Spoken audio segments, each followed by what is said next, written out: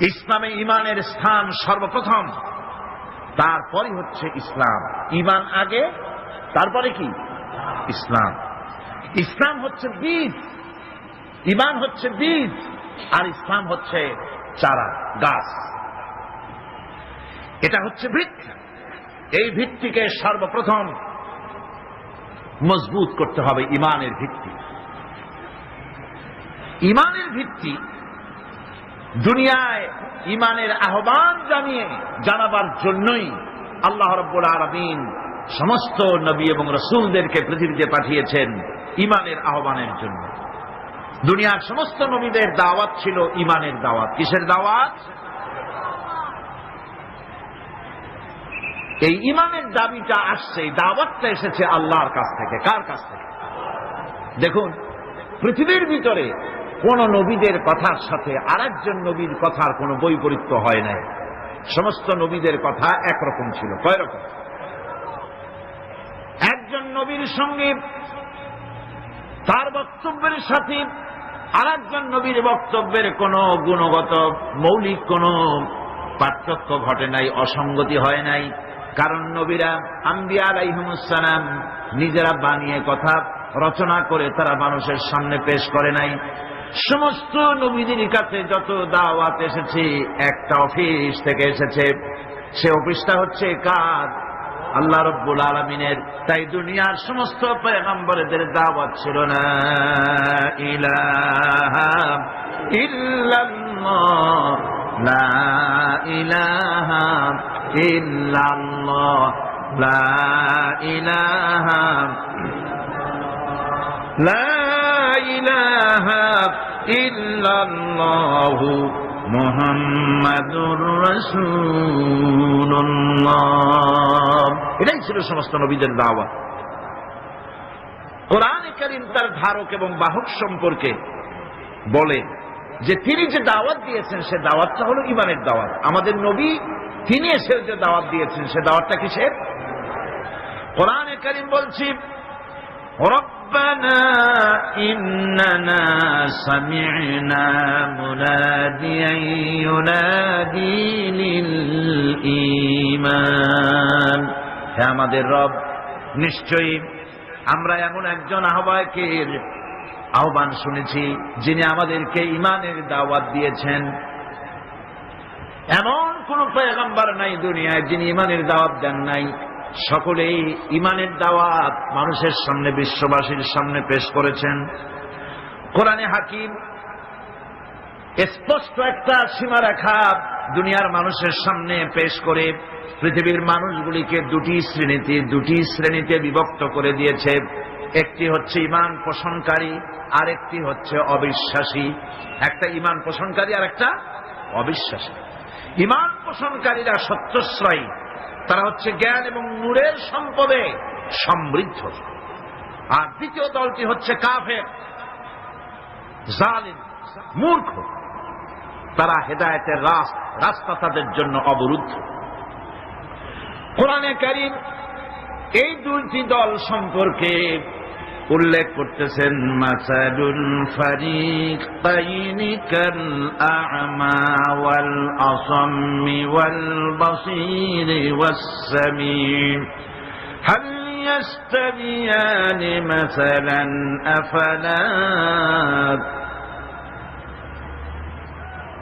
কোরআন শরীফ বলছে, হাল ইয়াস্তাবিয়ানি মাসালান আফালা তাযাক্কারুন। দুইটি শ্রেণীতে আল্লাহ পাক ভাগ করে দিয়েছেন। একটা শ্রেণী হচ্ছে অন্ধ, বোবা, বধির। আরেকটি যারা শুনতে পায়, চোখে দেখতে পায়। এই দুটি কখনো এক নয়, সমান নয়। এ দুটির রাস্তা আলাদা। কাফেরের রাস্তা আর ইমানদারদের রাস্তা সম্পূর্ণ ভিন্ন। আল্লাহ রাব্বুল আলামিন ঈমান এবং কুফরের পার্থক্য বলে দেওয়ার জন্য গোটা মানব জাতির মধ্যে স্পষ্ট করে বলেছেন, লা ইকরাহা ফিদ-দীন ক্বাদ তাবায়্যানার রুশদু মিনাল গাই। দ্বীনের ব্যাপারে জোর জবরদস্তি নেই। এখানে হেদায়েতের পথ এবং গোমরাহি, হেদায়েতকে গোমরাহির পথ থেকে সম্পূর্ণ আলাদা করে দেওয়া হয়েছে। লা ইকরাহা ফিদ্দীন, দ্বীনের ব্যাপারে কোনো জোর জবরদস্তি নেই। যারা ধর্মনিরপেক্ষবাদী তারা এই আয়াতটাকে নিজেদের মতবাদকে প্রতিষ্ঠার লক্ষ্যে অনেক সময় কাজে লাগায়। দুটি আয়াতকে তারা বেশি ব্যবহার করে।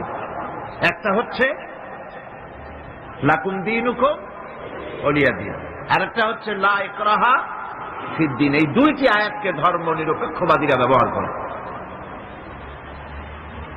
এই দুটির কোনটি তাদের আদর্শকে বোঝাবার লক্ষ্যে ব্যবহারের কোনো সুযোগ নাই। লা ইকরাহা ফিদ্দীন, ধর্মের ব্যাপারে কোনো বাড়াবাড়ি নাই, জোর জবরদস্তি নাই। এ কথা বলা হয়েছে এই কারণে যে কোন বিধর্মীকে, অমুসলিমকে ভয় দেখিয়ে, লোভ দেখিয়ে অথবা কোন ক্রমে কোন প্রকার চাপ সৃষ্টি করে তাকে মুসলমান বানানো যাবে না। এমনকি সূরা তওবার মধ্যে এসেছে, যুদ্ধ চলাকালীন সময়, জিহাদ চলাকালীন সময় কোন অমুসলিম যদি ইসলাম জানার জন্য তোমাদের তাঁবুতে আসে, তাহলে তুমি তাকে ইসলাম বুঝাও। ইসলাম শোনার পরে যদি মেনে নেয় ভালো কথা, আর যদি না মানে তাকে তার তাঁবু পর্যন্ত ফিরে যেতে দাও। মাঝপথে তাকে আক্রমণ করা যাবে না। ধর্মের ব্যাপারে কোনো বাড়াবাড়ি নাই। লা ইকরাহা ফিদ্দীন, এর দ্বারা ধর্মনিরপেক্ষতার কোনো কথা বোঝানো হয়নি। আর লাকুম দীনুকুম ওয়ালিয়া দীন, এটা ছিল কাফেরদের সেই বক্তব্যের প্রেক্ষিতে যেখানে কাফেররা বলেছিল মুহাম্মদ সাল্লাল্লাহু আলাইহি ওয়াসাল্লাম, আসুন আমরা এক কাজ করি, সেটা হলো ধর্ম নিয়ে আমাদের মধ্যে যে বাকবিতণ্ডা হচ্ছে, আমরা ধর্মকে 50-50 ভাগ করে দিই। কিছুদিন আমরা গিয়া আপনার আল্লাহরে সেজদা দেই, আর কিছুদিন আপনারা আমাদের মূর্তিগুলিকে প্রণাম করুন। এই প্রস্তাব যখন রাখল, আল্লাহ রাব্বুল আলামিন সূরা কাফিরুন অবতীর্ণ করে দিলেন, কুল ইয়া আইয়ুহাল কাফিরুন লা আ'বুদু মা তা'বুদুন। হে কাফেরেরা, হে অবিশ্বাসীরা, নবী আপনি বলুন, হে অবিশ্বাসীরা, তোমরা যার ইবাদত করো আমরা তার ইবাদত করি না, আবার আমরা যার ইবাদত করি তোমরাও তার ইবাদত করো না। সুতরাং লাকুম দীনুকুম ওয়ালিয়া দীন, সুতরাং তোমাদের দিন তোমাদের জন্য, আমাদের দিন আমাদের জন্য। এখানে নিরপেক্ষতার কথা বলা হয় না, এখানে পক্ষের কথা বলা হয়েছে। কিসের পক্ষ? ধর্মের পক্ষ। কিসের পক্ষ? হিন্দু, খ্রিস্টান, বৌদ্ধ, তোমরা তোমাদের ধর্মের পক্ষে থাকো। মুসলমান, তোমরা তোমাদের ধর্মের পক্ষে থাকো। ধর্মের ব্যাপারে নিরপেক্ষ হওয়ার কোন সুযোগ নাই। আছে নাকি সুযোগ? আমি পার্লামেন্টে বলেছি এই কথা, যে একটা ধর্মের উপরে বিশ্বাস করে নিজেকে একটা ধর্মের পক্ষের ব্যক্তি হিসাবে ঘোষণা করে কেউ বলছে, দাবি করছে আমি হিন্দু, কেউ বলছে আমি বৌদ্ধ, কেউ বলছে আমি খ্রিস্টান, কেউ বলছে আমি মুসলমান। নিজেকে একটা ধর্মের বিশ্বাসী ঘোষণা করার পর আমি ধর্মনিরপেক্ষ, এই কথাটা মিথ্যা, বানোয়াট, জালিয়াতি, প্রতারণা, মুনাফিক। কোন ধর্মের অনুসারী ব্যক্তি ধর্মনিরপেক্ষ হতে পারে না। কেবলমাত্র নাস্তিক, যারা আল্লাহরে মানে না, আল্লাহকে স্বীকার করে না, ওরা বলতে পারে আমরা ধর্মনিরপেক্ষ, ধর্মের ব্যাপারে আমরা নিরপেক্ষ, গুলো মানি না, বিশ্বাস করি না। কিন্তু যারা ধর্মে মানে, সেদের যে ধর্মেরই হোক না কেন, সে ব্যক্তি ধর্মনিরপেক্ষ যদি দাবি করে, এটা মিথ্যে কথা, এটা মুনাফিকি ছাড়া কিছু হতে পারে না। মুসলমানকে, যে কোনো জাতিকে যে ধর্মে আছে ধর্মের পক্ষে থাকায় কথাই বলা হচ্ছে। এখন আমি বলতেছিলাম ইমানের কথা। ইমান আগে আনতে হবে। ইমান সম্পর্কে আল্লাহ রাব্বুল আলামিন বলতেছেন, ইমান হলো আগে, তারপরে ইসলাম। আবার ইমান আনার আগে আবার কুফরি একটা শব্দ আছে, সেটা হলো ফামান ইয়াকফুর বিত্তাগুতি ওয়া ইউমিন বিল্লাহি ফাকাদ ইসতামসাকা বিল উরওয়াতিল উসকা লা ইনফিসামা লাহা ওয়াল্লাহু সামিউন আলীম। ফামান ইয়াকফুর বিত্তাগুত, যে ব্যক্তি তাগুতকে অস্বীকার করেছে, সর্বপ্রথম তাগুতকে অস্বীকার করতে হবে। ওয়া ইউমিন বিল্লাহ, আর এরপরে আল্লাহর উপরে যে ঈমান আনলো, ফাকাদ ইসতামসাকা বিল উরওয়াতিল উসকা, সেমন এক শক্ত অবলম্বন ধারণ করলো যা তাকে কোনো কিছুই বিচ্ছিন্ন করবে না, ধ্বংস করে দেবে না। সুবহানাল্লাহ। এখন সত্যিকারের ঈমানদারের পরিচয়টা কি?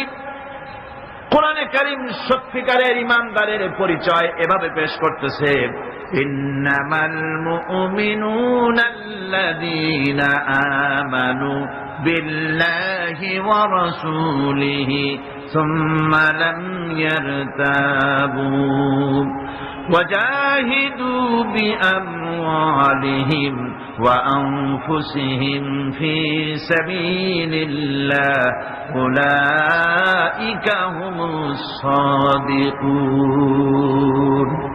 ঈমানের দাবিতে সত্যবাদী কারা? ইন্নামাল মুমিনুনা আল্লাযীনা আমানু বিল্লাহি ওয়া রাসূলিহি, সত্যিকারের মুমিন তো তারা যারা নাকি ঈমান এনেছে আল্লাহর উপর এবং রাসূলের উপরে। এই ঈমান আনার পর সুম্মা লাম ইয়ারতাবু, এরপরে কোন সন্দেহে সে নিগঠিত হয় নাই, কোন সন্দেহ তার মনের মধ্যে জায়গা পায় নাই, আর সে আল্লাহর রাস্তায় জিহাদ করেছে মাল দিয়ে, জান দিয়ে। উলাইকা হুমুস সাদিকুন, এরাই হলো ঈমানের দাবিতে সত্যবাদী। সুম্মা লাম ইয়ারতাবু, অথবা এক বিন্দু সন্দেহ মনের মধ্যে জায়গা দেয় নাই, অর্থাৎ ঈমান আনছি কার উপরে? আল্লাহর উপরে। কার উপরে? আর তার রাসূলের উপরে। আল্লাহ এবং রাসূলের উপরে ঈমান আনার পর যারা আল্লাহ এবং রাসূলের বিধান জীবনের সকল ক্ষেত্রে মানতে পারে নাই, তারাই সন্দেহে নিগঠিত হয়েছে। কথা বুঝতে পেরেছে? তাদের সন্দেহ এই কোরআন মানুষের জীবন, তার সম্পদ, তার রাজনীতি, তার অর্থনীতি পরিচালনা করতে পারে না। সেই জন্য ধর্মের ব্যাপারে কোরআন মানি, ধর্মের ব্যাপারে নামাজ আর রোজা মানি, কিন্তু রাজনীতিতে ধর্ম মানি না। এটাই হলো সন্দেহ। এটাই কি সন্দেহ, অবিশ্বাস। জীবনকে তারা দুইটা ভাগ করেছে, এক ভাগ রাজনীতির জন্য আর এক ভাগ কিসের জন্য? ধর্মের জন্য। জীবনকে এভাবে দুইটা ভাগ করার কোন অধিকার দেওয়া হয় নাই। যারাই মুখে উচ্চারণ করেছে লা ইলাহা ইল্লাল্লাহু মুহাম্মাদুর রাসূলুল্লাহ, জোরে সরে বলেন লা ইলাহা ইল্লাল্লাহু মুহাম্মাদুর রাসূলুল্লাহ। যারা জীবনকে, যারা নাকি ঈমান এনেছে, কালেমা বিশ্বাস করেছে, আল্লাহ এবং রাসূলের প্রতি ঈমান এনেছে, জীবনকে দুইটা ভাগ করার কোনো অধিকার নাই। যার কথা মতো নামাজ পড়ব, তার কথা মতোই রাজনীতি করব। যার কথা মতো হজ করব, যাকাত দিব, তার কথা মতো পার্লামেন্ট চালাবো। যার কথা মতো হজ করব, যাকাত দিব, সেজদা দিব, তার কথা মতোই বঙ্গভবন আর সেক্রেটারিয়েট চালাবো। যাকে মানি, যে আল্লাহরে সেজদা করি সারা জীবন, যে রসুলকে মানি আমার নেতা হিসাবে, রসুল হিসাবে, সে আল্লাহ এবং রসুলের হুকুম অনুযায়ী আমার কোর্ট কাছারি, আদালত, শিক্ষাঙ্গন চালাবো। এটা যদি চালাই তবে আমি মুমিন, আর যদি না চালাই, সন্দেহে যদি নিগঠিত হয়ে যায় যে কোরআন থাকবে মসজিদে, আমার পার্লামেন্টে কোরআন ঢুকতে পারবে না। কোরআন পার্লামেন্ট শুরু হওয়ার সময় একবার তেলাওয়াত হবে, কিন্তু তা আমল করা হবে না। অনুষ্ঠানগুলি শুরু হবে কোরআন দিয়ে, কিন্তু তা আমল করা হবে না। কোরআন তেলাওয়াত করে ব্যবসা প্রতিষ্ঠান উদ্বোধন করা হচ্ছে, কিন্তু সুদের টাকা দিয়ে ব্যবসা প্রতিষ্ঠান বানানো হলো। বিবাহ পড়ানো হচ্ছে কোরআনের আয়াত দিয়ে, কিন্তু যৌতুক গ্রহণ করা হারাম, সেই যৌতুক দিয়ে বিয়ে উদ্বোধন করা হলো। এমনি সকল ক্ষেত্রে নাফরমানি করে যে ঈমানের দাবি করলো, এই ঈমান ঈমান নয়, এর নাম মুনাফিকি। এই মুনাফিকি থেকে বাঁচতে হবে। সন্দেহের দানা বাঁধলে চলবে না, বিশ্বাস করতে হবে আমার কোরআনের নাম সংবিধান, এই কোরআন দিয়ে পার্লামেন্ট চলবে। চলবে না? চলবে না? চলবে। আমি এর যাবৎকালীন যত বক্তব্য রেখেছি পার্লামেন্টে, আমার অধিকাংশ বক্তব্য আমি কোরআন দিয়ে হাদিস দিয়ে বলেছি, আলহামদুলিল্লাহ। চাই সে শিল্পনীতি, বিদ্যুৎ নীতি, অর্থনীতি, বাজেট, শিক্ষানীতি, আইন শৃঙ্খলা পরিস্থিতি, সবটা কোরআন হাদিস দিয়ে আমি আলোচনা করার চেষ্টা করেছি, আলহামদুলিল্লাহ। আমার এলাকার মানুষের কাছে আমার এটা ওয়াদাও ছিল, নির্বাচনকালীন ওয়াদা। আমি এই ওয়াদা করি নাই যে আপনারা আমাকে ভোট দেন, আমি আপনাদেরকে মটকির মতো বিশাল রসগোল্লা বানায় দেব, গরুর গাড়ির চাকার মতো জিলাপি বানায় দেব, এইসব কথা বলিনি। রাস্তা দেব, ঘাট দেব, কলেজ দেব, এগুলো বলিনি। আমি বলেছি আমাকে যদি আপনারা ভোট দেন, তাহলে এ যাবৎকাল কোরআনের যেই কথাগুলি মাঠে আর ময়দানে বলেছি, এবার এই কথাগুলি আমি পার্লামেন্টে বলতে চাই। আপনারা যদি ভোট না দেন, পার্লামেন্টে যত বড় পীর হোক, মৌলানা সাহেব হোক, কথা বলতে পারবে না। আপনাদের ভোটটা দরকার। আমার জনগণ, আমার এলাকার পিরোজপুরবাসী, আলহামদুলিল্লাহ, তারা জান বাজি রেখে আমাকে ভোট দিয়েছে।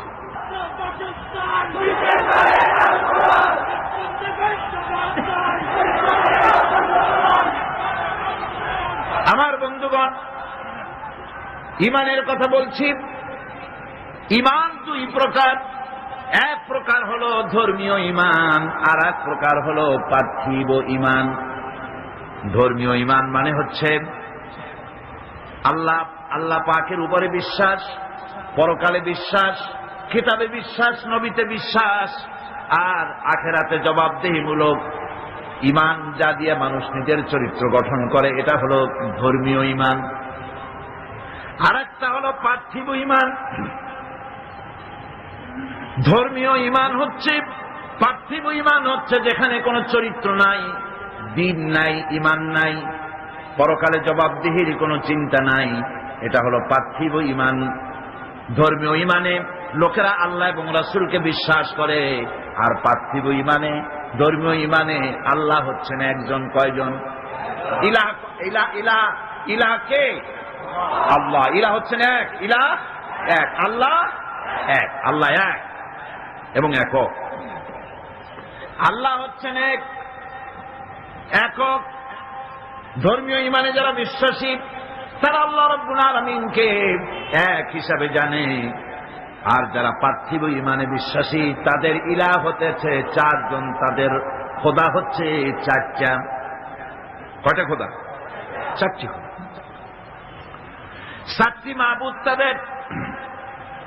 এই চারটি খোদা কি, তারা চারটি মাবুদের ইবাদত করে তারা চলে। তাদের প্রথম মাবুদ হচ্ছে, তাদের বড় খোদা হচ্ছে তাদের দেশ, তাদের জাতি। তারা দেশের জন্য, জাতির জন্য দেহ, মন, প্রাণ, সম্পদ সব উজাড় করে দিতে পারে, কিন্তু আল্লাহ রাব্বুল আলামিনের সামনে একটা সেজদা দিতেও নারাজ। দেশের জন্য তারা সব করতে পারে, দেশের মহব্বতে সব করতে পারে, কিন্তু আল্লাহর জন্য কিছু করতে পারে না। এই দেশটারে কে বানাইলেন? কে বানিয়েছেন? আল্লাহ রাব্বুল আলামিন।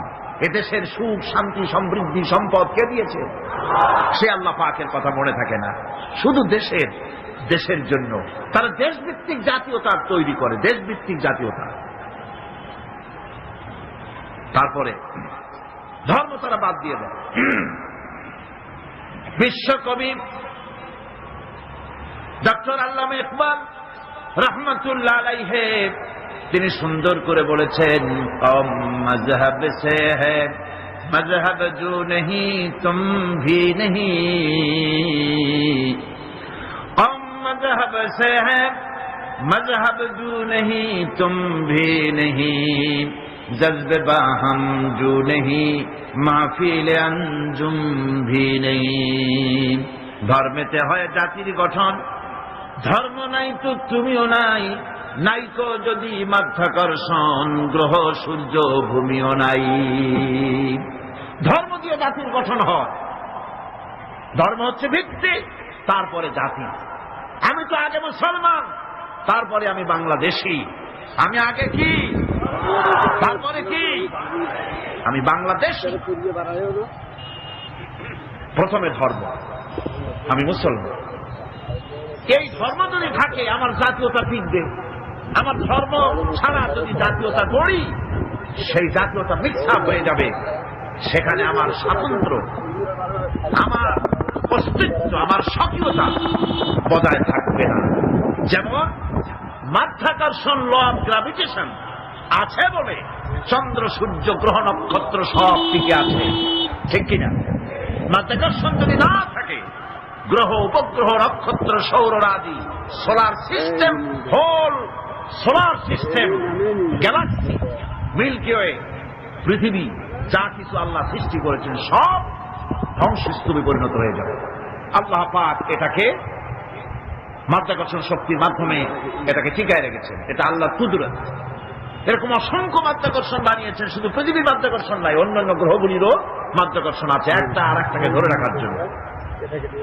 মাধ্যাকর্ষণ আছে বলেই যেমন সব আছে, ধর্ম আছে বলে জাতি আছে। ধর্ম থাকবে না, এই জাতীয়তার 4 পয়সার কোন দাম।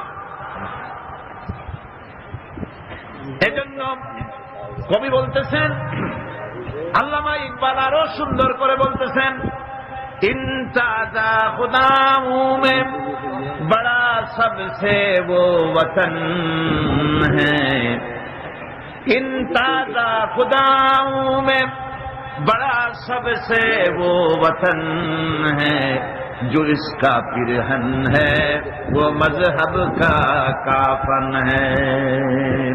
इंताजा खुदाऊ बड़ा सबसे वो वतन है। এই 4টা খোদাগুলির মধ্যে, ওদের যে 4টা খোদা, সেই 4টা খোদাগুলির মধ্যে সবচেয়ে বড় খোদা হলো ওয়াতান, দেশ। দেশের জন্য গান রচনা করে, দেশের পাখির জন্য গান রচনা করে, দেশের গাছের জন্য গান রচনা করে, দেশের প্রবাহিত নদী নালার জন্য গান তৈরি করে।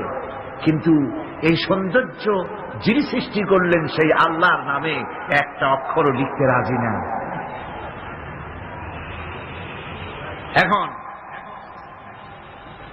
এই 4টা খোদাগুলির মধ্যে সবথেকে বড় খোদা হলো তাদের ওয়াতান, দেশ। দেশের জন্য তারা সব পারে, কিন্তু আল্লাহর জন্য কিচ্ছু পারে না। দেশ তো বাদ দিলে চলবে না, দেশ তো লাগবে। দেশ না থাকলে আমরা থাকবো কোথায়? দেশ তো থাকতেই হবে, কিন্তু দেশের স্রষ্টার প্রতি স্বীকৃতি দিতে হবে, সেজদা করতে হবে, তবে না আল্লাহ রাব্বুল আলামিন দেশের স্বাধীনতা, সার্বভৌমত্বকে টিকিয়ে রাখবে। সুবহানাল্লাহ। গায়ের শক্তি দিয়ে এটাকে টিকিয়ে রাখা যাবে না। আল্লাহ পাক যা বানিয়েছেন তার মধ্যে শ্রেষ্ঠ সৃষ্টি কে? সুতরাং সৃষ্টি করেছে আমি, এ মানুষগুলি আইন মানবে আল্লাহ পাকের। ইনিল হুকম ইল্লা লিল্লাহ, আইন চলবে কার? একমাত্র আল্লাহ রাব্বুল আলামিনের। সেই আইন মানলেই শান্তি হবে, নইলে শান্তি পাওয়া যাবে। আছে না একরকম মানুষ যারা বলে, হুজুর মসজিদে যখন যাই খুবই ভালো লাগে, আবার সিনেমায় গেলেও খারাপ লাগে না, মিলাদ শরীফ যখন পড়ি তখনও মজা লাগে, আবার যখন কীর্তন শুনি তাও কিন্তু খারাপ লাগে না, ওয়াজ মাহফিল আসলেও ভালো লাগে, আবার গান শুনতে গেলেও মোটেও খারাপ লাগে না। এইসব মানুষগুলি সম্পর্কে শায়ের বলতেছেন, মসজিদ মে যাকে নামাজ পড়ো, होटल पे जाके शराब पियो, मस्जिद में जाके नमाज पढ़ो, होटल पे जाके शराब पियो, ताकि रहमान भी राजी रहे, शैतान भी नाराज न हो। মসজিদে গিয়ে নামাজ পড়ো আর পানশালায় গিয়া 1 গ্লাস পান করে আসো, যাতে আল্লাহ খুশি থাকে আর শয়তান বেটাও যেন নারাজ না হয়, ওরে একটু খুশি খুশি রাখো। এই চিন্তা নিজের নফস এবং প্রবৃত্তিকে খুশি করা। ইট, ড্রিঙ্ক অ্যান্ড বি ম্যারি, খাও, পান করো, ফুর্তি করো, নো ফুর্তি, নো চিন্তা। দুনিয়া কা মজা লে লো, দুনিয়া তোমারি হ্যায়। এই কয়েকদিনের দুনিয়া, এখানে তো থাকবো না, আমরা সবাই চলে যাব। এই বেলা ভাই মদ খেয়ে নাও, কাল নিশীতের ভরসা কই, চাঁদনি জাগিবে যুগ যুগ ধরি, আমরা তো আর রব না সই। সুতরাং যাওয়ার আগে জনমের মতো ঢালো, পাইকারি দরে খাও। এই নফস এবং প্রবৃত্তিকে খুশি করে তারা, আল্লাহকে ভয় করে না। নফস তাদের তৃতীয় নম্বরের মাবুদ, আর চতুর্থ নম্বরের মাবুদ হচ্ছে তাদের নিজস্ব জ্ঞান এবং বিচক্ষণতা। নিজেদেরকে জ্ঞানের হাড়ি তারা মনে করে, বুদ্ধির ঢেকে মনে করে আমার চেয়ে বুদ্ধিমান আর কে আছে। উলট পালট করে দেমা লুটে পুটে খাই। সে মনে করে আমি সব আমার বুদ্ধি দিয়ে সব টাইপ করব, কেউ আমার ঠেকাইতে পারবে না। কাকের অভ্যাস, কাক। চিটাগাঁয়ে কি বলে? কাউয়া। আচ্ছা বলে, কাউয়া উর্দু শব্দ, বাংলায় বলে কাক। এই কাক তার খাদ্য গোপন করে কিভাবে দেখেছেন? আমি ছোটবেলায় দেখছি। কোথার থেকে খাদ্য নিয়ে আসলো চুরি করে, বা যে কোনো কায়দায় খাবার আনলো, খাবার এনে সে চালের মধ্যে অথবা কোন তার গোপন জায়গায় ওটাকে গুজে রাখার সময় চোখ বন্ধ করে রাখে। তার ধারণা কেউ দেখলো না, চোখ বন্ধ করে রাখছে। এইসব বুদ্ধির ঝেঁকিগুলি তারা মনে করে নিজের জ্ঞানের উপরে তুষ্ট, আমার থেকে বুদ্ধিমান আর কে আছে। বুদ্ধিজীবী বুদ্ধি বেঁচে খায়। সুতরাং আমি তার নিজস্ব বুদ্ধি এবং বিচক্ষণতা এগুলি কি চূড়ান্ত মনে করে এর পেছনে তারা লেগে থাকে। এটা হচ্ছে তাদের চতুর্থ নম্বরের মাবুদ। এখানে সত্য এবং সততার কোনো বালাই নাই, এখানে ন্যায় বিচার এবং ন্যায় নিষ্ঠা পরোপকারিতার কোনো বালাই নাই। মদ, জুয়া, বেশ্যাবৃত্তি, ব্যভিচার, চুরি, প্রতারণা, ডাকাতি, শয়তানি, বদমাশি, এখানে সব চলে। এখানে কোনো মানবতার প্রশ্ন নাই। এই চারটি খোদায় তারা বিশ্বাসী, যারা নাকি পার্থিব ইমানে ইমানদার। আর যারা ধর্মীয় ইমান ইমানদার, তারা হচ্ছেন আল্লাহ এবং পরকালে বিশ্বাসী। এখন এই কথাটা মনে রাখতে হবে যে ইমান এমন এক বিষয় যা আবার মৌখিক দাবি করলেই হয় না। কেউ যদি পড়ে লা ইলাহা ইল্লাল্লাহ, মুসলমান কি হয়ে গেল? বলেন আপনি, ফতোয়া দেন হয়ে গেল? খেরাত নে গর কে বিদিয়া লা ইলাহা ইল্লাল্লাহ তো ক্যা হাসিল, দিলো নিগাহ মুসলমান নেহি তো কুছ ভি নেহি। খেরাত নে গর কে বিদিয়া লা ইলাহা ইল্লাল্লাহ, মুখে আসলো আর স্বতঃস্ফূর্ত ভাবে বলে ফেললো লা ইলাহা ইল্লাল্লাহ, তো ক্যা হাসিল, এতে কিছু এর দ্বারা কোনো উপকার হলো না। দিল নিগাহ মুসলমান হি তো কুছ ভি নেহি, অর্থাৎ তার মন, তার মস্তিষ্ক লা ইলাহাকে বিশ্বাস করলো না, আমল করলো না। এই কালেমা পড়ার কোনো দাম নাই। এবার আল্লাহর ভাষায় শুনুন, আল্লাহ রাব্বুল আলামিন বলেন وَمِنَ النَّاسِ مَن يَقُولُ آمَنَّا بِاللَّهِ وَبِالْيَوْمِ الْآخِرِ وَمَا هُمْ بِمُؤْمِنِينَ। আল্লাহ রাব্বুল আলামিন বলছেন, লোকেদের মধ্যে এমন অনেক লোক আছে যারা মুখে বলে আল্লাহর উপর ঈমান এনেছি, পরকালকে বিশ্বাস করেছি। আল্লাহ বলেন ওমা হুম বিমুমিনিন, এরা মুমিন না। আল্লাহ কি বলছেন খুব লক্ষ্য করেন। একদিকে মুসলমান হইতে হলে বিশ্বাস করতে হবে কি আল্লাহর পরকাল, রাসূলের উপর ঈমান, এগুলি করতে হবে। একটা লোক ঘোষণা করলো যে আমি আল্লাহ এবং পরকালকে বিশ্বাস করি, এরপরে আল্লাহ পাক বলছেন ওমা হুম বিমুমিনিন, এরা মুমিন না। কারণ এই কথাগুলি তার মুখের মনের কথা না। সে ব্যক্তি, এরকম ব্যক্তি এ মাহফিলও থাকতে পারে। যদি থাকে আল্লাহ রাব্বুল আলামিন তাকে হেদায়েত নসিব করে দিন, আমরা বলি আমিন। সে লোকটিকে আমি আলোচনা করলে আপনি নিজেই বুঝতে পারবেন, যা ভুল তার কাছে ধরা পড়বে। আয়নার সামনে দাঁড়ালে পরে আয়না সব বলে দেয়, ঠিক কিনা?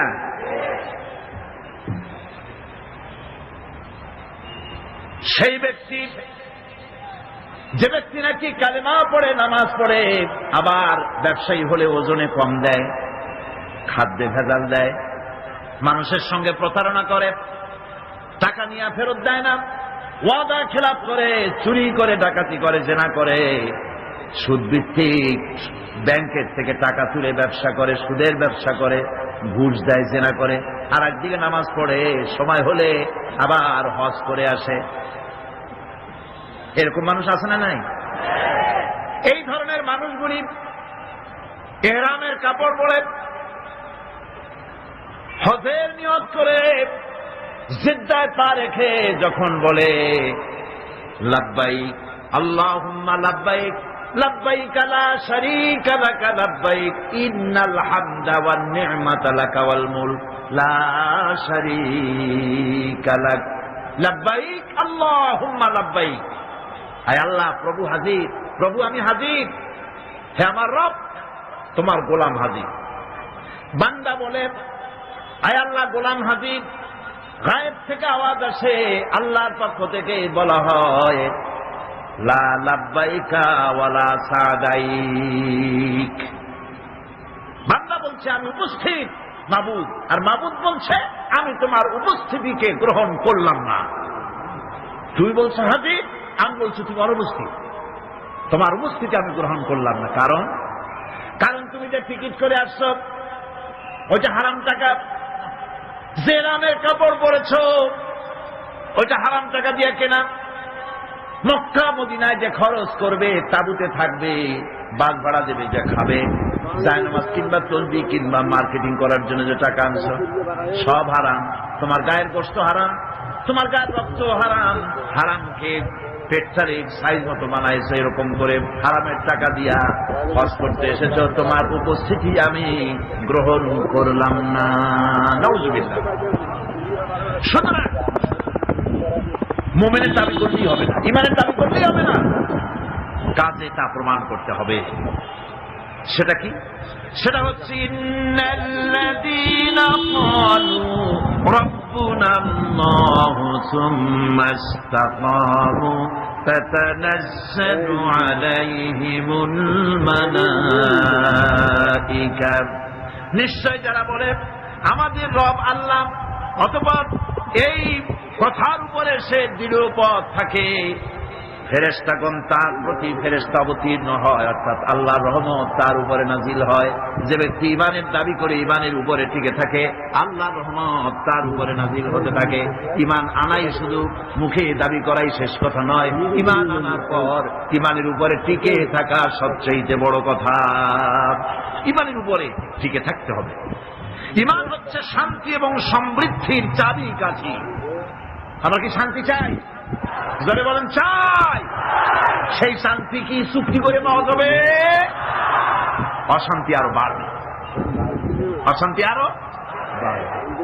চুক্তি করে শান্তি হয় না। আমরা যদি দেশে শান্তি চাই, দেশে যদি সমৃদ্ধি চাই, তাহলে তার চাবিকাঠি হতেছে ইমান। ওই শুনুন, আল্লাহ রাব্বুল আলামিন ইমানের কথাই বলছেন, ওয়ালাউ আন্না আহলাল কুরা আমানু ওয়াত্তাকাউ লাফাতাহনা আলাইহিম বারাকাতিম মিনাস সামাই ওয়াল আরদ। ওয়ালাউ আন্না আহলাল কুরা আমানু ওয়াত্তাকাউ, দেশের লোকেরা যদি আমার উপর ঈমান আনে, কে বলতেছেন? কে বলতেছেন? দেশের লোকেরা যদি আমার উপর ঈমান আনে আর আমাকে ভয় করার নীতি যদি অবলম্বন করে চলে, তাহলে আমি আল্লাহ রাব্বুল আলামিন ওই দেশের মানুষের জন্য আকাশের আর জমিনের সব বরকতের দরজা আমি আল্লাহ খুলে দেব। আল্লাহর ওয়াদা মিথ্যা হয়? আল্লাহর ওয়াদা মিথ্যা হয়? কখনো মিথ্যা হয় না। ভাইরা, আমাদের দেশটা তো গরিব না। আমাদের দেশটা কি গরিব? অনেকে বলেন গরিব, কিন্তু আমি বলি না। গরিব হইলে পরে একজন তো শত সহস্র কোটি টাকার মালিক। গরিব হলে এত টাকা, গরিব দেশ হলে ওই লোকটা এত টাকা বানাইল কেমনে? আর একজনের পাও রাখার ট্যাবলেট কেনার পয়সা নেই। একজনের তো 1000 বিঘা জমি আছে, আর একজনের রান্নাঘর উঠাবার জায়গা নাই। একজন তো তার মেয়ে বা ছেলের বিবাহে লক্ষ লক্ষ কোটি টাকা খরচ করছে, আর একজন তো তার বাপ মারা গিয়েছে, কাপড় কেনার পয়সা নাই। এটা বাংলাদেশের ইতিহাস কিনা? তাহলে বোঝা যাচ্ছে দেশে সম্পদ আছে, সম্পদ আছে। কি সম্পদ আছে? আমাদের আছে পশু সম্পদ, গবাদি সম্পদ, আমাদের আছে বনজ সম্পদ, খনিজ সম্পদ, মৎস্য সম্পদ, পানি সম্পদ, মানব সম্পদ, সব সম্পদ আছে। আমাদের কোন জিনিসের অভাব নেই। একটা জিনিসের অভাব, সেটা হলো সৎ নেতৃত্বের অভাব। সৎ নেতৃত্ব, চরিত্রবান নেতৃত্বের অভাব। এই অভাবে সব নষ্ট করে দিয়েছে। আমার দেশের সম্পদ আছে, সম্পদ রক্ষণাবেক্ষণ করার জন্য যে ইমাম দরকার সেটা নাই। আমার দেশের সেদিনও সিলেটের মাগুর ছড়ার 1-2 টাকার নয়, 1-2 হাজার কোটি টাকার নয়, 40,000 কোটি টাকার গ্যাস পুড়ে ভস্ম হয়ে গিয়েছে। আমাদের ইমানি শক্তি নাই, সাহস নাই বলে এই ষড়যন্ত্র হতে পেরেছে, ঠিক কিনা? আমাদের যদি ইমানে শক্তি থাকতো, যারাই ক্ষমতায় আসে ভারতের ভয়তে খালি কাঁপতে থাকে, থরথর করে। আর মেয়ে ভারতকে ভয় করো কেন? সে কি তোমার ক্ষমতায় রাখতে পারবে? কন্যা পারবে? ক্ষমতা রাখতে পারবে কে? ক্ষমতা দেওয়ার মালিক কে?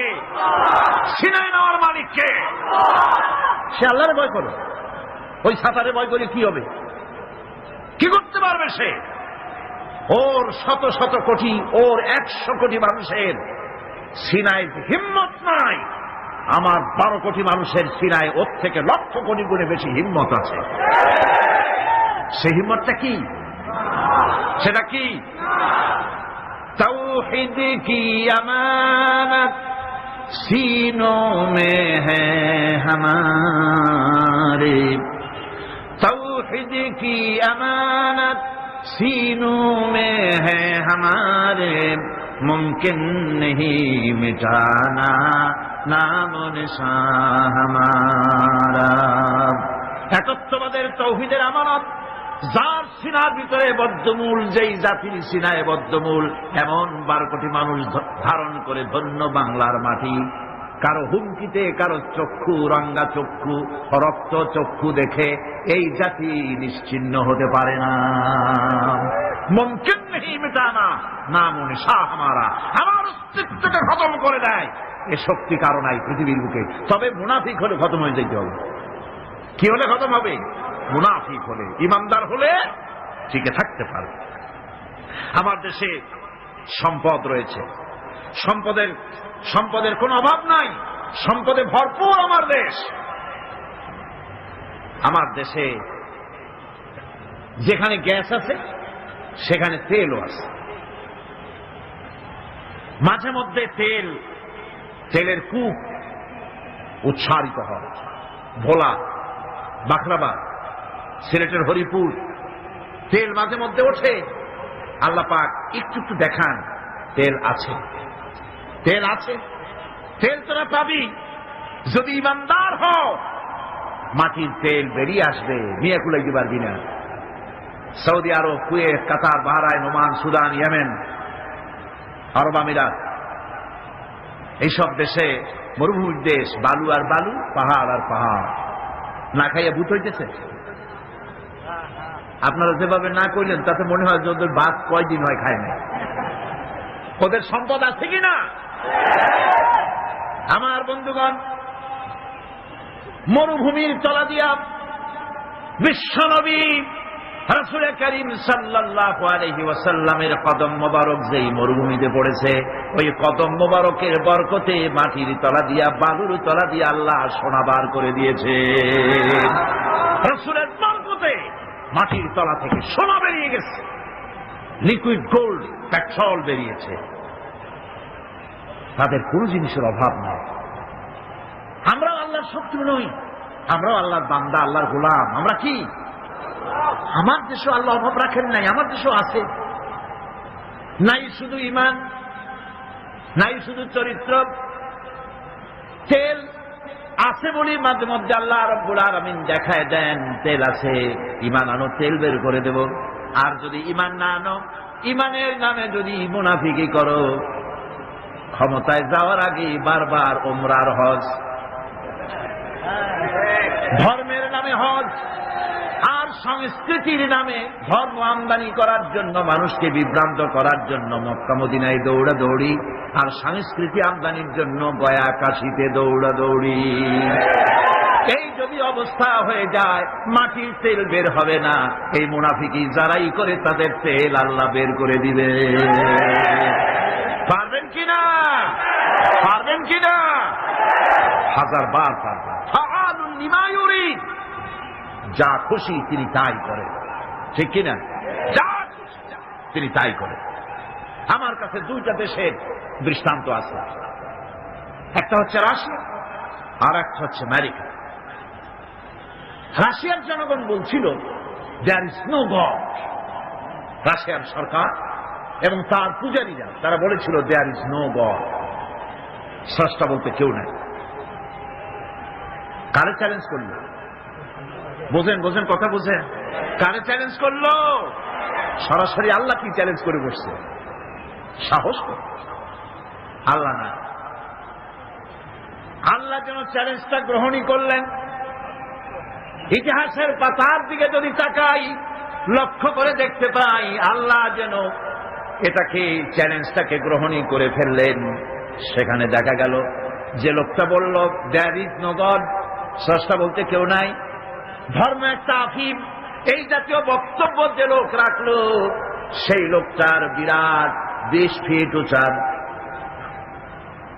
আর 50 টন ওজনের মূর্তি, ব্রোঞ্জ দিয়ে বানানো মূর্তি, লেনিনের এই মূর্তিটা যখন কোন যুদ্ধ হলো না, কোন মারামারি নাই, কোন যুদ্ধ নাই, মারামারি ছাড়া, যুদ্ধ ছাড়া, সংঘর্ষ ছাড়া যারা বলল দেয়ার ইজ নো গড, স্রষ্টা বলতে কেউ নেই, আল্লাহ বলতে কেউ নাই, এই দেশটাকে, সোভিয়েত ইউনিয়নকে আল্লাহ রাব্বুল আলামিন গজব দিয়া টুকরা টুকরা করে দিলেন।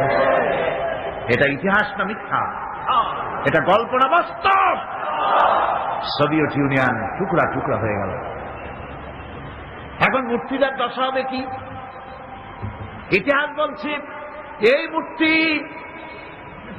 আল্লাহরে চ্যালেঞ্জ করলো, যে বলল ধর্ম আফিম, আর আল্লাহ বলতে কেউ নাই।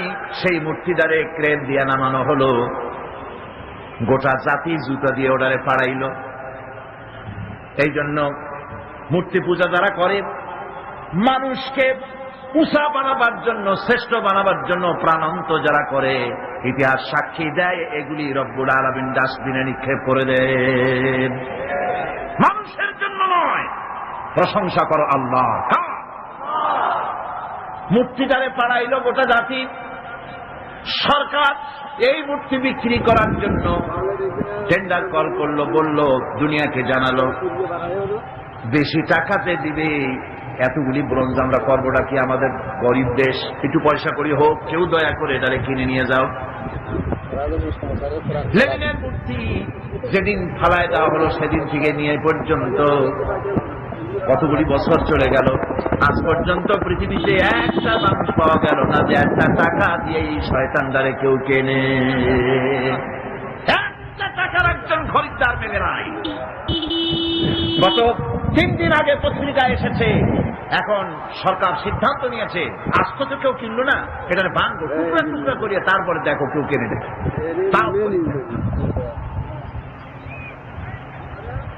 দেশ টুকরা টুকরা হয়ে গেল। আল্লাহরে মানি না, আল্লাহ বলতে কেউ নাই, নাউজুবিল্লাহ, এই কথা যারা বললো, গোটা দেশটাকে টুকরা টুকরা করে, আর সেই দেশের মধ্যে চেচনিয়া, বসনিয়া, তাসখান, বোখারা, ওই দেশের মধ্যে দেশগুলি টুকরা করে আলাদা আলাদা দেশের অস্তিত্ব বানাইয়া তার উপরে কালেমার পতাকা আল্লাহ উড়াইয়া দিলে। চেচনিয়ার বুকে উঠতেছে লা ইলাহা ইল্লাল্লাহু মুহাম্মাদুর রাসূলুল্লাহ পতাকা। সুবহানাল্লাহ। আল্লাহ পাক বলেছেন, লা ইন শাকারতুম লাযীদান্নাকুম ওয়া লা ইন কাফারতুম ইন্না আযাবী লাশাদীদ। আমার শুকরিয়া যদি আদায় করো নিয়ামতের, শুকর আমি নিয়ামত বাড়ায় দেব। আর যদি শুকর আদায় না করো, মস্ত বড় শাস্তি দেব। ওরা নিয়ামতের শুকর আদায় করেন, আল্লাহ শাস্তি দিয়ে দিচ্ছেন। আমেরিকা শুকর আদায় করছে কিভাবে? প্রত্যেক বছর নভেম্বর মাসের শেষ বৃহস্পতিবার 29শে নভেম্বর তারা একটা ডে অবজার্ভ করে, থ্যাঙ্কস গিভিং ডে। ওরকম একটা দিনে আমি ওখানে ছিলাম। আমি জিজ্ঞেস করলাম, কি থ্যাঙ্কস, কারে থ্যাঙ্কস দাও?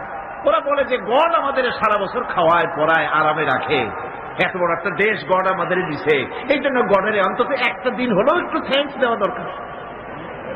সেজন্য তারা ওই দিনটাকে থ্যাঙ্কস গিভিং ডে অবজার্ভ করে।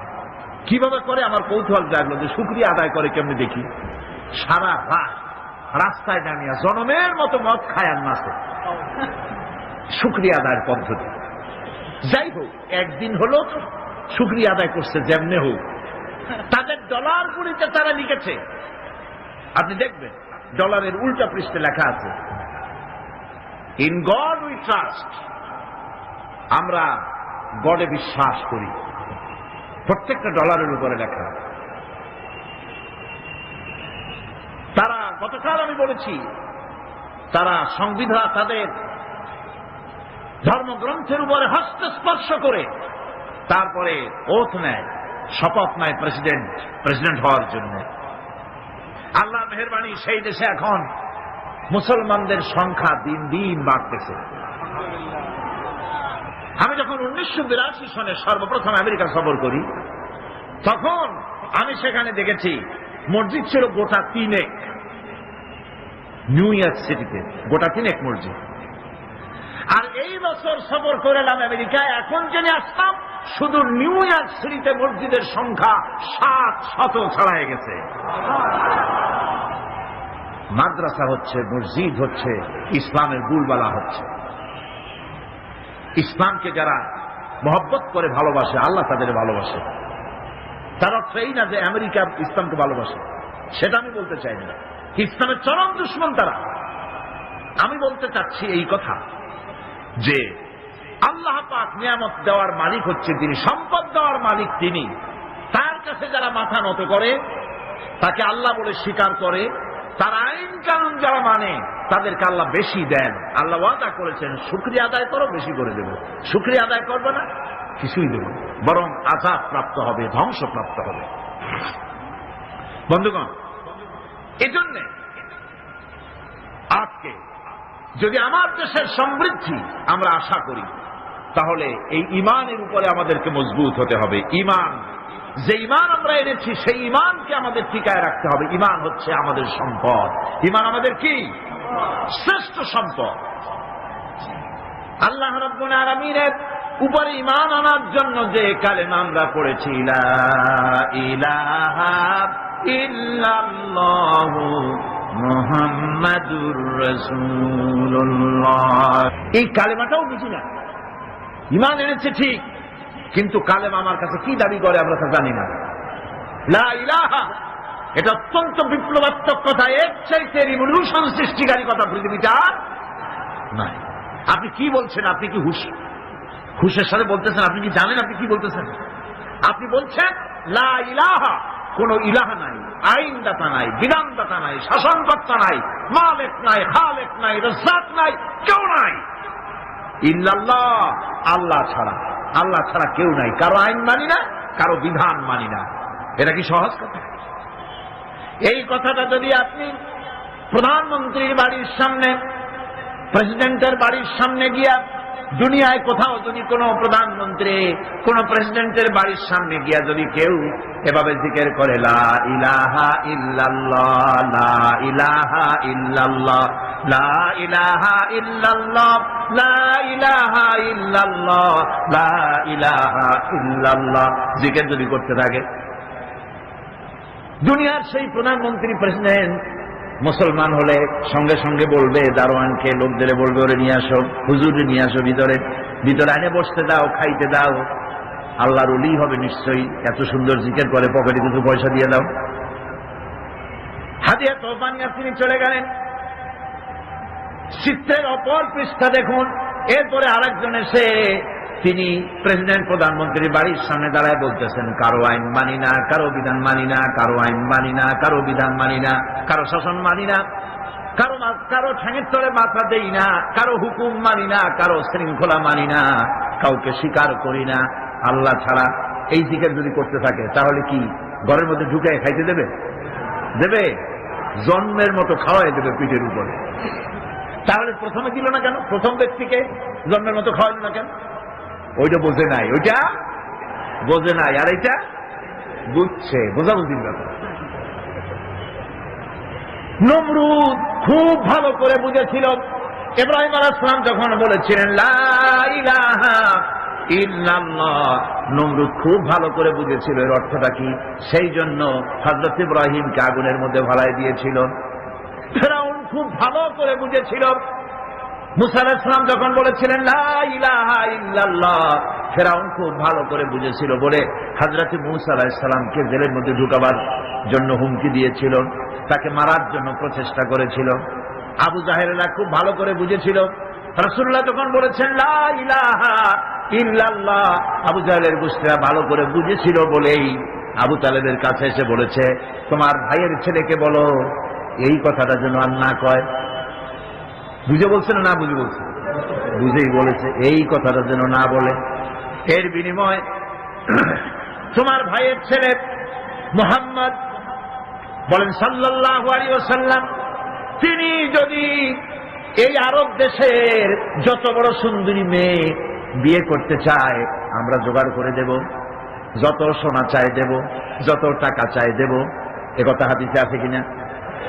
যত টাকা চাই দেব, নেতৃত্ব চাইলে তাও দিয়ে দেব, তবুও যেন লা ইলাহা ইল্লাল্লাহ দাওয়াতটা যেন না দেয়। একথা বলতেছে কারা? নেতারা ভালো করে বুঝেছে এই কলেমা যদি চালু হয় আমাদের মতো শয়তানদের নেতৃত্ব চলবে না। সেজন্যই বাধা দিয়েছে।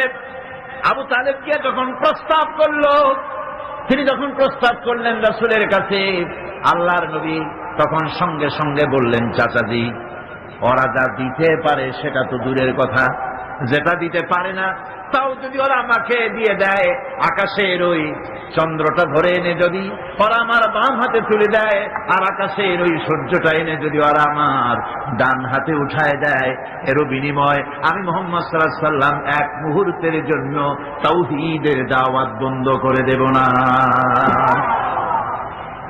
কখনো এ কালেমা বিপ্লবী কালেমা। এই কালেমা যারা উচ্চারণ করে, এই কালেমা যারা বিশ্বাস করে, তার সমাজে চুরি, ডাকাতি, জেনা, ব্যভিচার, অন্যায়, অত্যাচার, মানব রচিত মতবাদ চলতে পারে না। একদিকে আগুন জ্বলবে আর তার পাশে আবর্জনা নিরাপদ থাকবে। বুঝুন কথা। এখানে আগুন, এই গ্লাসটা কি ধরুন আগুন জ্বলতেছে, চতুর্পাশে এই ধরনের কিছু আবর্জনা আছে, নিরাপদ, জ্বলে না। তাহলে বুঝতে হবে ওটা আগুন না। এটা কি? আগুন না। আগুনের নামে যাকে বুঝতেছি ওটা ভেলকি, ওটা আসলে আগুন না। আগুন হলে তো আবর্জনা পুড়তই। মুসলমান নামে যত মুসলমান আমরা চোখে দেখি আর মুসলমান বলে দাবি করি, আসলে মুসলমান যেমন হওয়া উচিত আমরা তেমন হতে পারি নাই। যদি পারতাম তাহলে কুফর আর বিদআত, শিরক আর চুরি আর ডাকাতি, জেনা, ব্যভিচার, এই আবর্জনাগুলি মুসলমান দেশে থাকার কথা ছিল না। এগুলো নির্মূল হয়ে যেত যদি সত্যিকারের মুসলমান হইতাম। ওই যে ইন্দোনেশিয়া মুসলমানদের, পৃথিবীর মুসলমানদের সংখ্যাগরিষ্ঠতার দিক থেকে 1 নম্বর হলো ইন্দোনেশিয়া, 2 নম্বরে আমরা। সেখানে কি এমনি মুসলমান আগের থেকে ছিল না? সাহাবায়ে কেরাম ব্যবসা করার জন্য, আরব মুসলমানেরা ব্যবসা করার জন্য তারা ইন্দোনেশিয়া এলেন, চায়না গেলেন, রাশিয়া গেলেন। এইসব মুসলমানদের ওঠা বসা, চলাফেরা, ব্যবহার, লেনদেন দেখে দেখে এই মানুষগুলি তাদের শুধু চেহারা দেখে, তাদের আলাপ দেখে, তাদের ওঠা বসা দেখে, তাদের লেনদেন দেখে, তাদের ব্যবহার দেখে, তাদের আমানতদারি দিয়ানাতদারি দেখে আর কোরআন পড়া লাগে নাই, শুধুমাত্র মুসলমান দেখে তারা বলেছে লা ইলাহা ইল্লাল্লাহু মুহাম্মাদুর রাসূলুল্লাহ। এই শান্তি তো চাই। এই মুসলমানগুলির যেমন দেখি এটাই হলো আসল, তারা ইসলাম কবুল করেছে। আর আমার দেখে তো কেউ মুসলমান হইতে চায় না। মদিনা মুনাওয়ারায় রাসূলুল্লাহ ইসলামী আন্দোলনের শেষ পর্যায়ে, নবুয়তের শেষ পর্যায়ে, হুজুরের বিদায়ের আগে মদিনার 8 বছরে চলে যাওয়ার পর আর কোন কাফের ছিল না যারা শত্রুতা করলো। তারা দেখলো খামোখাই শত্রুতা করেছে এই লোকটির সাথে, ধর্মের শত্রু মনে করেছিলাম, আসলে তো ভালো মানুষ, আমাদের কারো কোনো ক্ষতি করে নাই, বরং আমরা এখন দরজা খুলে ঘুমাতে পারি, নারীরা একাকিনী যাতায়াত করতে পারে, কারো সাহস নাই চোখ তুলে তাকায়, কেউ মানুষকে হত্যা করে না, চুরি করে না, ডাকাতি করে না, বৃদ্ধদেরকে সম্মান দেওয়া হয়, যুবকদেরকে বেকার ভাতা দেওয়া হয়, শিশুদেরকে খাবার দেওয়া হয়। এমন সুন্দর সমাজ তো পৃথিবীতে আর দেখি নাই। সঙ্গে সঙ্গে লোকগুলি ইসলাম কবুল করতে লাগলো। আল্লাহ পাক তখন নাযিল করলেন, ইযা জাআ নাসরুল্লাহি ওয়াল ফাত ورأيت الناس يدخلون في دين الله أفواجا فسبح بحمد ربك واستغفر إنه كان توابا إذا جاء نصر الله والفتح আল্লাহর পক্ষ থেকে যখন বিজয় আসবে, ইসলামের যখন চূড়ান্ত বিজয় আসবে, তখন নবী ওয়ারাইতান নাসা ইয়াদখুলুনা ফি দীনিল্লাহি আফওয়াজা, তখন তুমি দেখতে পাবে দলে দলে লোক ইসলামের মধ্যে প্রবেশ করছে। সুবহানাল্লাহ। রাসূলুল্লাহ নবুয়তের শেষ যুগে এসে মদিনায় দেখা গেল আশেপাশে আর কাফের বলে কেউ নাই, সব পড়েছে লা ইলাহা ইল্লাল্লাহু মুহাম্মাদুর রাসূলুল্লাহ। আজ আমরাও যদি ঈমানের বলে বলিয়ান হই, আমরাও যদি ঈমানের বলে বলিয়ান হয়ে সত্যকে উঁচু করে ধরি, যদি ঈমানের উপরে মজবুত হই, আমানতকে খেয়ানত না করি, মিথ্যে কথা না বলি, ওজনে যদি কম না দেই, আমরা মনে করি মসজিদ হলো ধর্মের জায়গা, আর বাইরে জামুল্লাহ চাই করি। মসজিদেই আল্লাহর কথা মতো চলবো, আর বাইরে আমার নিজের মতো। এটার নামই ধর্ম নিরপেক্ষ। এটার নাম কি? এই হলো কুলক্ষণ, কুদশা। মসজিদে যে আচরণটা করলাম, মসজিদে যারে সেজদা দিলাম, মসজিদে যার কথা মানলাম, যার হুকুম মেনে মসজিদের ভিতরে নামাজ পড়লাম, মসজিদের চেহারা তো আমার জনগণ দেখে না। ভালো করে শোনেন, মসজিদে কি করলাম তা তো জনগণ দেখে না। মসজিদের ইমানটা নিয়ে যখন আমি চাষ করতে যাব, কলকারখানায় যাব, খেতে খামারে যাব, অফিসে আদালতে যাব, যখন আমি দোকানদারিতে যাব, তখন আমার চেহারা, আমার আমল জনগণ দেখবে, হিন্দু দেখবে, খ্রিস্টান দেখবে, বৌদ্ধ দেখবে, আর দেখে বলবে এরা তো সত্যই আলাদা প্রকৃতির মানুষ, এরা তো ঘুষ খায় না। অফিসে গেলে পরে সাজাও ঘুষ দেওয়া যায় না, ঘুষ খায় না, মিথ্যা কথা বলে না, ওজনে কম দেয় না, খাদ্যে ভেজাল দেয় না। এই দৃশ্য যখন দেখবে, মানুষ থেকে আলাদা একটা স্বতন্ত্র মানুষ হিসেবে যখন দেখবে, আপনার আর তাফসীর করা লাগবে না, আপনার আর ওয়াজ করা লাগবে না, শুধু আপনারে দেখেই অন্য জাতি পড়বে লা ইলাহা ইল্লাল্লাহু মুহাম্মাদুর রাসূলুল্লাহ।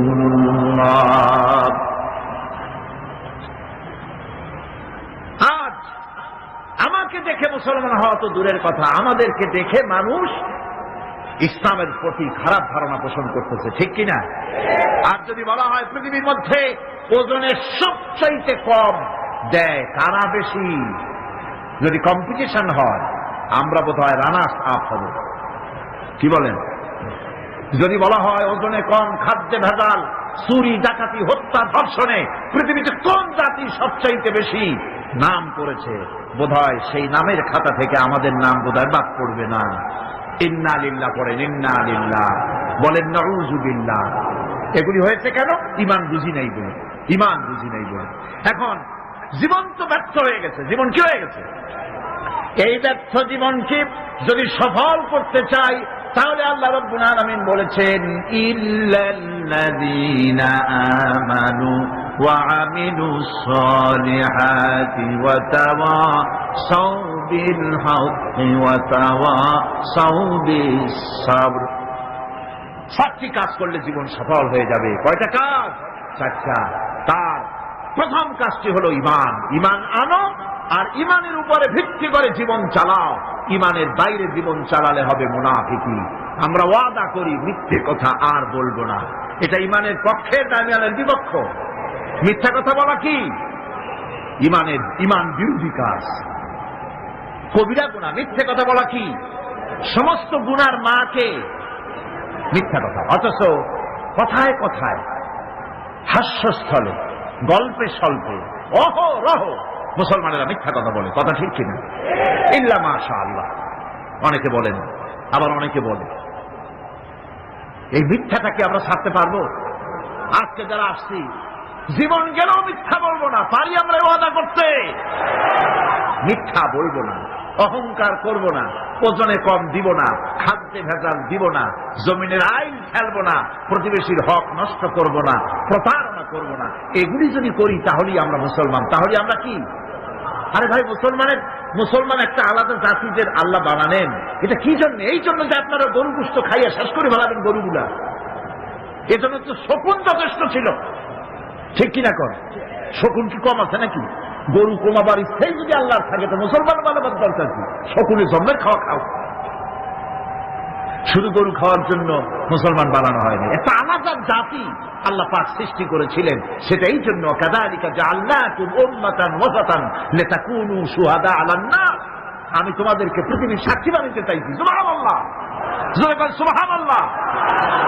আল্লাহ রাব্বুল আলামিন বলেন, আমার মানসা হচ্ছে, আমার ইচ্ছে হলো তাম পৃথিবীর বুকে আমি চাই মুসলমানেরা তারা হবে দুনিয়ার মানুষের সাক্ষী, আর দুনিয়ার মানুষের সাক্ষী হবে মুসলমান। আমাদের সাক্ষী কিয়ামতে হবে আল্লাহ রসুল হবেন সাক্ষী। দুনিয়ার মানুষের সাক্ষী মুসলমান হবে। সাক্ষী কি? সাক্ষী হচ্ছে, এ মাহফিল আমি আরো বলেছি, সাক্ষী হচ্ছে ওই যে পুকুর কাটে মানুষ, রাস্তা বানাবার জন্য মাটি কাটে, সেই মাটি কাটতে গিয়া যে কুয়া খনন করে তার মধ্যে একটা উঁচা ঢিবির মতো বানায়া রাখে। এটারে কি কয়? ওটা কিসের সাক্ষী? মাটি কাটার সাক্ষী।